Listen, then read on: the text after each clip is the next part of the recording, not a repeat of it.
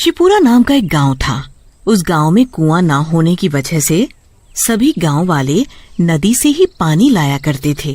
एक दिन गांव की एक औरत निर्मला नदी के किनारे बैठकर कपड़े धो रही थी। तभी उसे नदी से डरावनी आवाज सुनाई दी।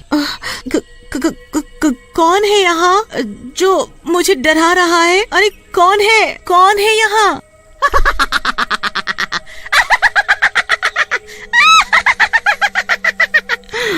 मैं हूँ, मैं। चुड़ैल भागो यहाँ से, भाग जाओ यहाँ से। निर्मला अपने कपड़े छोड़कर गांव में भाग जाती है। अरे ओ गांव वालों, सुनो, उस नदी पर मत जाना, उस नदी में एक चुड़ैल है। अरे क्या बोल रही हो बहन? चुड़ैल नदी में? सुबह ही तो हम सभी औरतें उस नदी से पानी भरकर लाई हैं, तब तो कोई चुड़ैल हमें दिखाई नहीं दी। कहीं तुम नींद में तो नहीं हो? अरे तुम लोगों को मेरी बातों पर यकीन नहीं है ना, तो खुद ही जाकर देख लो। हाँ भाइयों, चलो तो जरा नदी पर, हाँ, देखें कैसी चुड़ैल है। सभी गांव वाले नदी पर जाते हैं, पर वहाँ कोई चुड़ैल नहीं दिखती। अरे यहाँ तो कोई चुड़ैल मुड़ैल नहीं है, निर्मला को कोई वहम हुआ होगा। चलो भाइयों, अपना काम करें, हाँ? गांव वालों को नदी पर कोई चुड़ैल नहीं दिखती। फिर सभी लोग वहाँ से चले जाते हैं। अगले दिन सुबह सुबह सभी नदी पर आते हैं। कोई पानी भरने आता है, कोई कपड़े धो रहा होता है, तो कोई उसमें नहा रहा होता है। चुड़ैल नदी के अंदर थी, तो वो ये सब देख रही थी। ये सभी गांव वाले फिर नदी पर आ गए। ये ऐसे नहीं मानेंगे, इनका कुछ न कुछ तो करना पड़ेगा। तभी नदी पर गांव का एक आदमी सुखिया नहाने के लिए आता है। जैसे ही सुखिया नदी में नहाने के लिए अंदर घुसता है, नदी में अंदर बैठी चुड़ैल उसका पैर पकड़ लेती है। अरे अरे अरे अरे मेरा पैर किसने पकड़ा है? कौन है भाई नदी के अंदर? बचाओ बचाओ बचाओ!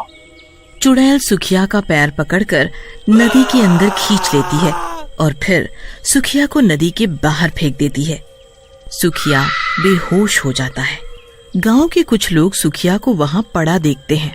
सुखियो, ये तुम्हें क्या हुआ? अरे ये तो बेहोश है, इसे इसके घर ले चलो। जब ये होश में आएगा तभी कुछ बताएगा ये बेहोश कैसे हुआ है।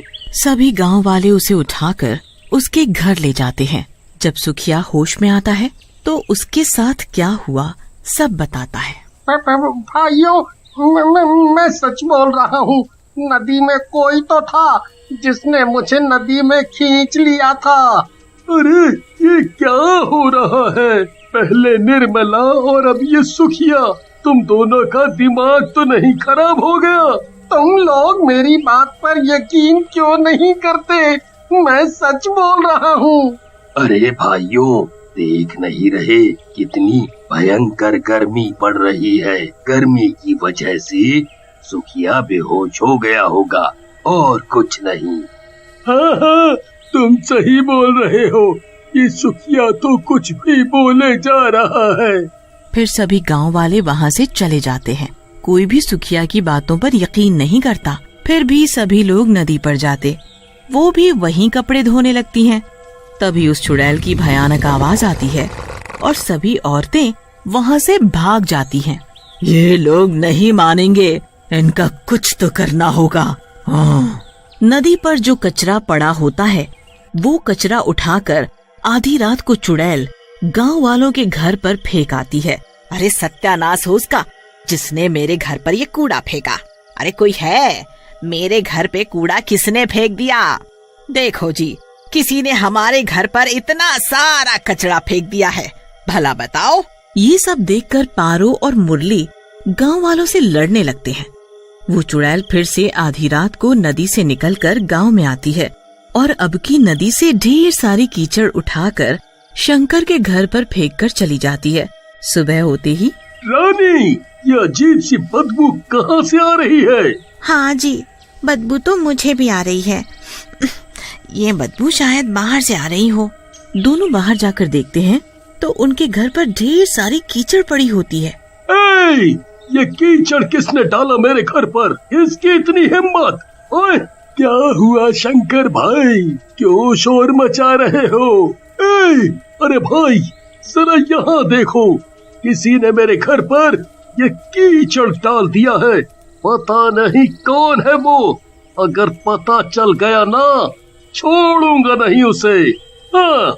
शांत रहो शंकर भाई, किसी ने तुम्हारे साथ मजाक किया होगा। कोई बात नहीं, अभी तो मैं चुप हूँ, पर अगली बार ऐसा कुछ हुआ ना तो उसे छोड़ूंगा नहीं। हाँ। सभी गांव वाले वहाँ से चले जाते हैं। जब रात को सभी गांव वाले सो जाते हैं तो नदी वाली चुड़ैल फिर से गांव में आती है। जब वो चुड़ैल कूड़ा उठाकर लोगों के घरों पर फेंक रही होती है, तभी गांव का एक आदमी किशन लाल अपने घर की खिड़की से उस चुड़ैल को कूड़ा फेंकते हुए देख लेता है। हमारे गांव में चुड़ैल, पर ये चुड़ैल यहाँ क्या कर रही है? अच्छा, अब पता चला, ये चुड़ैल ही थी जो सभी के घरों पर कूड़ा कचरा डाल जाती है। सुबह होते ही ये बात गांव वालों को बतानी पड़ेगी।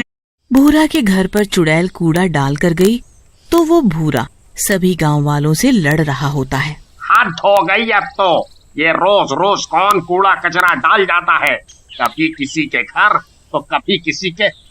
आज उसने मेरे घर पर कूड़ा डाला। उसकी इतनी हिम्मत, एक बार हाथ लग जाए छोड़ूंगा नहीं उसे। हाँ। किशन लाल ने रात में चुड़ैल को देखा था, तभी वो वहाँ आ जाता है। रुको रुको रुको, तुम सभी लोग लड़ना बंद करो। तुम सभी के घरों पर कूड़ा अपने गांव में किसी ने भी नहीं डाला। ये क्या बोल रहे हो तुम? मेरे घर पर किसी ने भी कूड़ा नहीं फेंका तो किसने फेंका? जल्दी बताओ, जल्दी। हाँ, बताता हूँ। पहले तुम सब सरपंच जी के घर चलो, वहीं बताऊंगा सब। फिर सभी मिलकर सरपंच जी के घर जाते हैं। क्या बात है, तुम सभी लोग एक साथ यहाँ? सरपंच जी, बात ही कुछ ऐसी है कि सभी को यहाँ आना पड़ा। हाँ, बोलो ना। सरपंच जी, हमारे गांव में चुड़ैल है जो उस नदी के अंदर से आई थी। देखा, मैंने सच बोला था ना, उस नदी में चुड़ैल ही थी जिसे मैंने देखा था। इसका मतलब जब मैं नदी में नहाने गया था तो उसी चुड़ैल ने मेरे पैर पकड़े होंगे और मैं बेहोश हो गया था। हाँ, तुम सभी सही हो। उस नदी में एक चुड़ैल रहती है, मैंने खुद उसे देखा है गांव में। गांव में? हमें तो कभी कोई चुड़ैल दिखाई नहीं दी। किशन लाल सभी गांव वालों को बताता है। आधी रात को जब मैं पानी पीने के लिए उठा तो मेरी नजर खिड़की के बाहर गई तो देखा एक चुड़ैल सभी के घरों पर कूड़ा फैला रही थी। और तो और गांव में भी चारों तरफ कूड़ा ही कूड़ा फैला दिया। जब वो कूड़ा फैला कर जाने लगी तो मैंने उसका पीछा किया और वो चुड़ैल नदी के अंदर चली गई। पर मेरी समझ में ये नहीं आ रहा कि वो चुड़ैल ऐसा क्यों कर रही है। अब नदी पर जाना खतरे से खाली नहीं है। सरपंच जी, अगर हम लोग नदी पर नहीं जाएंगे तो पिएंगे क्या? और बाकी घर का सारा काम भी तो पानी से होता है, खाना बनाना, नहाना, कपड़े सभी। हाँ सरपंच जी, शंकर सही बोल रहा है। हमारे घर की औरतें नदी पर कैसे जाएंगी? और तो और पूरे गांव में एक भी कुआं नहीं है। अगर कुआं होता तो इतनी परेशानी नहीं होती। ये तो बहुत बड़ी समस्या है। मैं सोच रहा था कि किसी तांत्रिक बाबा को बुलाया जाए गांव में, वो ही कुछ कर सकते हैं। अब सभी गांव वाले सरपंच की बात मान लेते हैं और सरपंच जी एक तांत्रिक बाबा को बुलाकर सारी बात बताते हैं। अच्छा, इसलिए तुमने मुझे यहाँ बुलाया। तुम चिंता मत करो, हम सब ठीक कर देंगे। अगर चाहते हो कि वो चुड़ैल नदी छोड़कर भाग जाए, उसके लिए हमें गांव के बीचों बीच बैठकर हवन करना पड़ेगा। हवन की सारी तैयारियां हो जाती हैं।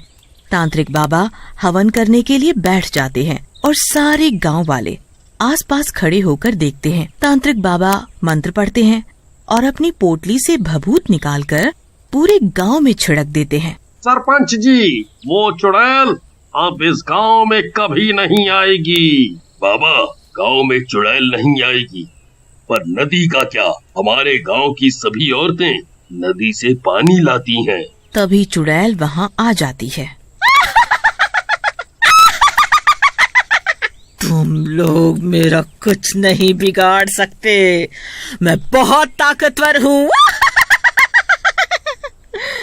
इस तांत्रिक को तो मैं फूंक मारकर हवा में उड़ा सकती हूँ। तुम क्यों गांव वालों को परेशान कर रही हो? वो लोग नदी पर जाते हैं पानी भरने, तो तुम उन्हें डरा कर भगा देती हो या फिर उनके घरों पर कूड़ा कचरा डाल देती हो। क्या कूड़ा कचरा मैं करती हूँ? जरा चलो तुम सब नदी पर मेरे साथ। चुड़ैल सभी गांव वालों को अपने साथ नदी पर ले जाती है। देखो, जरा इस नदी को तुम सब देखो। तुम लोगों ने इस नदी की क्या हालत कर दी है। मैं तो आराम से नदी के अंदर सो रही थी, पर तुम सभी गांव वालों ने इस नदी में इतना कचरा फैला दिया, जिसकी वजह से नदी का पानी दूषित हो गया और मुझे नदी के अंदर घुटन महसूस होने लगी, जिसकी वजह से मैं नदी के बाहर आ गई और तुम लोगों को यहाँ से भगा दिया। तुमने हमारी औरतों को पानी नहीं भरने दिया, हम लोग कहाँ जाएं अब पानी भरने? तुम लोग बहुत ही गंदे हो। अपना घर तो साफ रखते हो और सारी गंदगी नदी पर करते हो, तो कोई नहा रहा है उसमें, और तो और उसी में तुम लोग जानवरों को भी नहला रहे हो। फिर उसी पानी को तुम लोग पीने के लिए ले जाते हो। इतना गंदा पानी तुम सभी कैसे पी सकते हो? इसीलिए मैंने सोचा कि तुम लोग ऐसे नहीं मानोगे, तुम सबको सबक सिखाना जरूरी था। तुम सही बोल रही हो, तुमने हमारी आंखें खोल दी। आज के बाद हम सभी लोग नदी पर गंदगी नहीं करेंगे।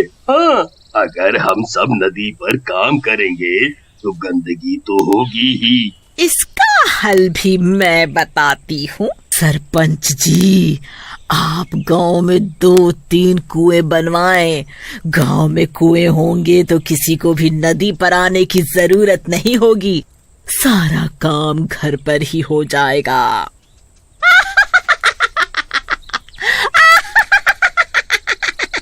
तुमने सही कहा, मैं कुएं जरूर बनवाऊंगा। तुम्हारा बहुत बहुत शुक्रिया। और चुड़ैल वहाँ से हमेशा हमेशा के लिए चली जाती है।